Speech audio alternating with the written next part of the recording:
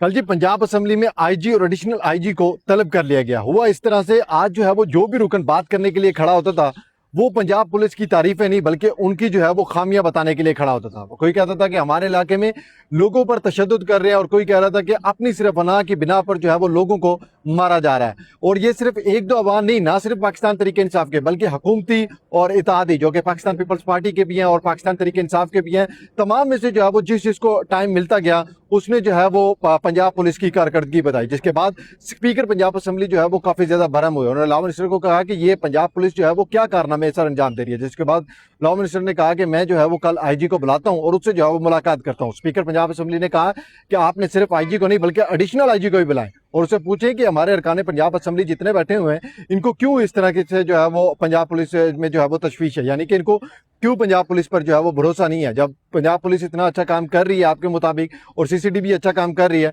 तो क्यों इनके इलाके के लोग जो है वो बेगुनाह मारे जा रहे हैं और उनके इलाकों के जो बेगुनाह लोग हैं उन पर जो है वो पंजाब पुलिस तशद्दुद कर रही है। जिस बिना पर जो है वो लॉ मिनिस्टर ने कहा है कि हर सूरत में मैं आईजी और एडिशनल आईजी को जो है वो अपने दफ्तर बुलाकर मुलाकात करूंगा।